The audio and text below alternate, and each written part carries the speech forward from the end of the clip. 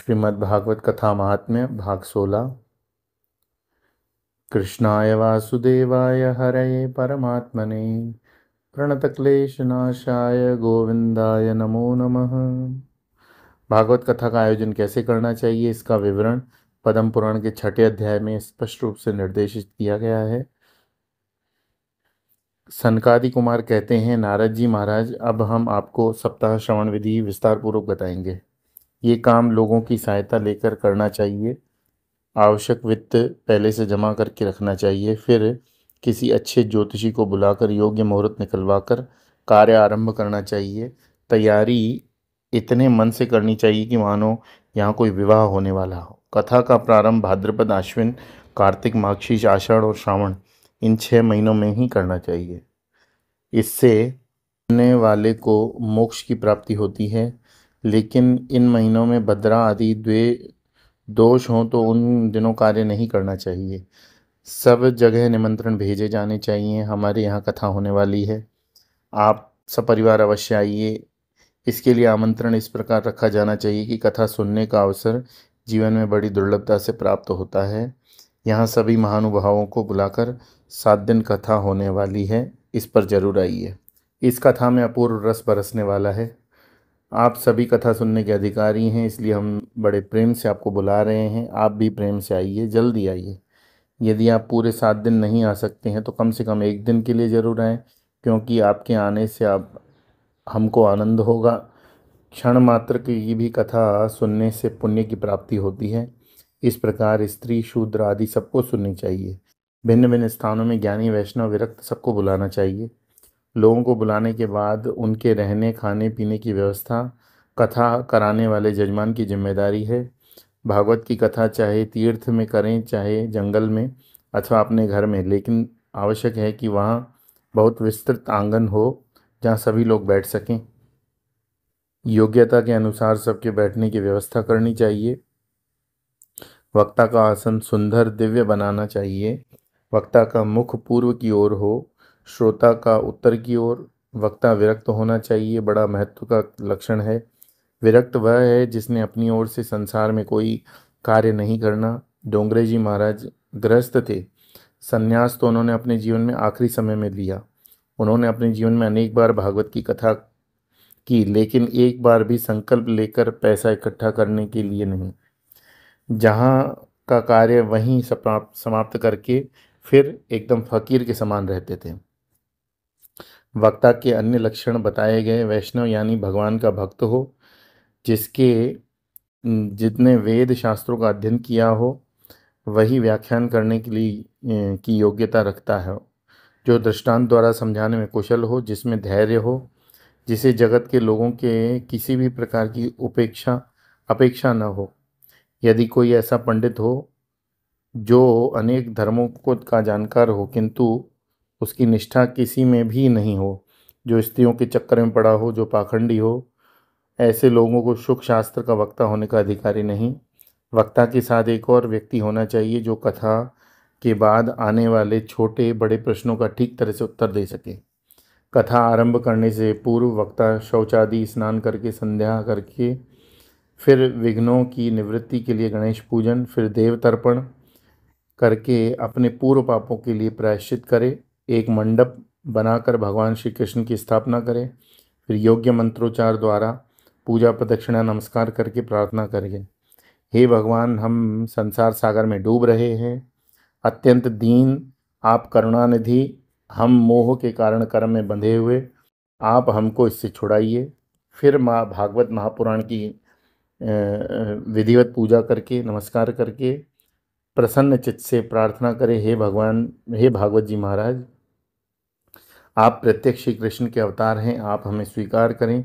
इस भावसागर से मुक्ति दिलाने में हमारी मदद करें। हे भगवान, हे केशव, हम आपके दास, और भागवत महापुराण करने की हमारी इच्छा को अपने संकल्प से पूरा कीजिए, इसमें कोई विघ्न न आए। ग्रंथ को योग्य प्रकार के आसन में रखना चाहिए। फिर सुखदेव जी महाराज की पूजा कर उनसे प्रार्थना करनी चाहिए कि हमारा अज्ञान नष्ट हो जाए। 5 ब्राह्मणों का वर्ण करें, उनको ओम नमो भगवते वासुदेवाय का अखंड जप करने के लिए नियुक्त कर देना चाहिए। जब तक कथा चले तब तक विघ्न निवारण के लिए अखंड जप चलता रहे। उपस्थित ब्राह्मणों, वैष्णव, अन्य बड़े लोगों की पूजा करके फिर कथा सुनने के लिए बैठना चाहिए। कथा का उत्तम फल मिलता है। जब हम घर, धन, संपत्ति, परिवार आदि सबकी चिंता छोड़कर कथा सुनने बैठें, रिश्ते को एक मर्यादा में आगे नहीं बढ़ने देना चाहिए, नहीं तो हमारी आध्यात्मिक साधना की में प्रगति नहीं होगी। कथा सूर्योदय के साथ आरंभ हो, दोपहर में 3:30 बजे तक चले। इसके बीच 2 घंटे का विराम हो। उस समय इधर उधर की बातें न करके भगवान का भजन, नाम स्मरण चले। मल मूत्र की तकलीफ हो तो आहार पर विशेष संयम ध्यान दें। केवल फलाहार करें अथवा दिन में एक बार ही भोजन करें। महत्व की बात यह है कि कथा में एकाग्र चित्त हो। जो व्रत लेकर कथा सुनते हैं वे ब्रह्मचर्य का पालन करें। जमीन पर सोएं, पत्रावली पर खाएं, कथा होने के बाद खाएं। आलस्य बढ़ाने वाला आहार न खाएं। अब मन की स्थिति कैसी रहनी चाहिए इसके विषय में बताते हैं। मत्सर, मोह, दंभ, मोह, द्वेष, ये सब मन की गंदगी, जिसे निकाल फेंकें। मन को शांत रखें, साधना करें। कथा सुनने का व्रत लेने वाले को किसी भी निंदा कदापि नहीं करनी चाहिए। लोगों से अनावश्यक वार्तालाप बंद कर देना चाहिए। मौन का पालन हो, सत्य का अनुष्ठान हो, हृदय में पवित्रता, दया हो, मन में सरलता, विनय हो। अपने मन को छोटी छोटी बातों में न फंसाएं। इस प्रकार कम से कम 7 दिन तक अपने को संयम नियम में बांधकर कथावृत्ति को कथा सुननी चाहिए। कथा जिन्हें सुननी चाहिए, जो दरिद्र हैं, रोगी हैं, पापी हैं, अभागी हैं, जिन्हें तत्व को जानने की आकांक्षा है, जिन्हें बच्चे होते नहीं या गर्भ में मर जाते हैं या एक बच्चा होकर मर गया, ऐसी नारियां कथा का श्रवण करें तो उन्हें लाभ होता है। ये कथा हजारों यज्ञों से बढ़कर है। कथा का उद्यापन भी करते हैं। अगर किसी विशिष्ट फल की प्राप्ति के लिए कथा सुननी हो तो उद्यापन बड़ी धूमधाम से करते हैं, लेकिन अगर पैसे नहीं हो तो उद्यापन का कोई आग्रह नहीं, क्योंकि भगवान के निष्काम भक्त श्रवण मात्र से पवित्र हो जाते हैं। सप्ताह यज्ञ पूरा होने पर श्रोताओं को वक्ता और ग्रंथ की पूजा करनी चाहिए। वक्ता श्रोताओं को प्रसाद या तुलसी माला दें। फिर भजन कीर्तन का आयोजन हो, सब और भगवान की जय जयकार हो। गरीबों को भोजन कराना चाहिए। विरक्त को गीता पाठ करना चाहिए। उसके लिए दान धर्म करने की आवश्यकता नहीं। गृहस्थ को यज्ञ हवन करना चाहिए। दशम स्कंद का एक एक श्लोक लेकर या गायत्री मंत्र द्वारा हवन करें, क्योंकि भगवान तो गायत्री स्वरूप हैं। अगर हवन की सामर्थ्य नहीं है तो थोड़ी थोड़ी हवन सामग्री ब्राह्मणों को दान कर दें। और विष्णु सहस्त्र नाम का पाठ करें, उसके द्वारा सभी कर्म फल हो जाते हैं, क्योंकि भगवान नाम स्मरण से बढ़कर कोई बात नहीं। फिर 12 ब्राह्मणों को अच्छा भोजन कराकर गाय, स्वर्ण आदि का दान करें। संभव हो सके सोने के सिंहासन पर भागवत की पोथी रखकर आचार्य को वस्त्र भूषण के साथ समर्पित करें। ऐसे करने से यजमान जन्म मृत्यु के बंधन से मुक्त हो जाता है।